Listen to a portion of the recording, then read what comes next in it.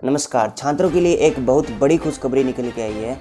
भारत ने पूरे 34 वर्ष के बाद अपनी शिक्षा प्रणाली को बदल लिया है।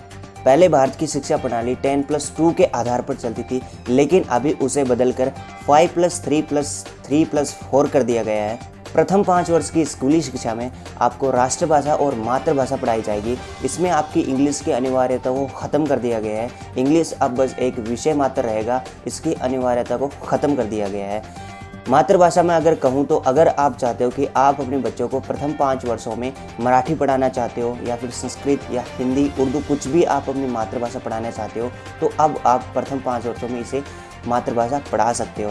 प्रथम 5 वर्षों में आपके प्री प्राइमरी और कक्षा 1 से 3 तक रहेगी। शुरुआत के 5 सालों में आपकी किताबी भार को बहुत ही कम कर दिया जाएगा और खेल कूद पर बहुत ज़्यादा ध्यान दिया जाएगा। इसके बाद कक्षा 4 से 6 तक आपको गणित, विज्ञान, सामाजिक और कला वर्ग के विषय पढ़ाए जाएंगे। अब आप 6ठी कक्षा के बाद स्कूल में कंप्यूटर कोडिंग भी सीख पाएंगे। जिस तरह चाइना में छोटे बच्चे कंप्यूटर कोडिंग सीखकर सॉफ्टवेयर बना देते हैं, बहुत कुछ टेक्नोलॉजी बना देते हैं, उसी तरह अब भारत में भी इस शिक्षा प्रणाली में आप 6ठी कक्षा के बाद कंप्यूटर कोडिंग भी सीख पाएंगे। इसके साथ ही आप स्कूल के चलते चलते बड़ी बड़ी सॉफ्टवेयर कंपनियों में अपना इंटर्नशिप भी दे पाएंगे। तो जिन बच्चों की रुचि कंप्यूटर या फिर सॉफ्टवेयर बनाने में है, वो अब स्कूल के दौरान ही कंप्यूटर कोडिंग सीख पाएंगे। कक्षा 9 से 12 तक के एग्ज़ाम अब सेमेस्टर वाइज होंगे। आपको एक साल में 2 सेमेस्टर लगेंगे और उन दोनों सेमेस्टर के नंबर जोड़कर आपको फाइनल अंक दिए जाएंगे। पहले की शिक्षा प्रणाली में आपको एक फाइनल एग्ज़ाम की तैयारी करनी पड़ती थी, जिससे बच्चे पढ़ते नहीं थे। बस लास्ट में जब फाइनल एग्ज़ाम आता था तब पूरे 2 महीने या 1 महीने पढ़ाई करते थे। उसको देखते हुए सेमेस्टर वाइज कर दिया गया है। अब आपके एक साल में 2 एग्ज़ाम लगेंगे 6-6 महीने में, और उन दोनों एग्ज़ामों के मार्क्स जोड़कर आपको फाइनल मार्क्स दिए जाएंगे, जिससे बच्चा पूरे साल अच्छे से पढ़ेगा। पहले हमारी शिक्षा प्रणाली में 3 स्ट्रीम दी गई थी, आर्ट्स, कॉमर्स और साइंस, जिससे अगर आप आर्ट्स लेते हो तो आप कॉमर्स नहीं पढ़ सकते, अगर आप कॉमर्स लेते हो तो साइंस नहीं पढ़ सकते।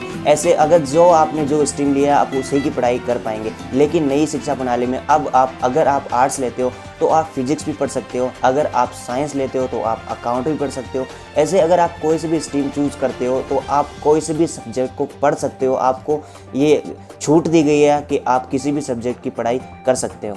बोर्ड्स की परीक्षाओं को और आसान कर दिया गया है, जिससे कि आप रट्टा कम मारें और पढ़ने की क्षमता को और बढ़ाएं। कोचिंग क्लासेस और ट्यूशन क्लासेस में जो रट्टा लगवाए हैं उनको ख़त्म करेंगे और आपको समझाने की कोशिश करेंगे और आपकी समझने की क्षमता को तेज़ बढ़ाने का दावा किया। स्कूल के साथ साथ कॉलेज शिक्षा की प्रणाली को भी बदल दिया गया है। पहले क्या होता था, पहले अगर आप 1 साल कॉलेज करके छोड़ देते थे तो आपको कोई भी डिग्री नहीं मिलती थी। 2 साल करके छोड़ते थे तो भी नहीं मिलती थी। अगर आप पूरे 3 साल कॉलेज जाते थे कॉलेज की डिग्री लेने के लिए, तभी आपको डिग्री मिलती थी। लेकिन अभी इसे बदल दिया गया है।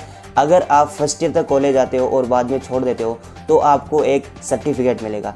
अगर आप सेकेंड ईयर करके कॉलेज को छोड़ देते हो तब आपको डिप्लोमा मिलेगा। और अगर आप पूरे बैचलर की डिग्री लेना चाहते हो तो अगर आप 3 साल तक कॉलेज जाते हो तो आपको बैचलर की डिग्री मिलेगी।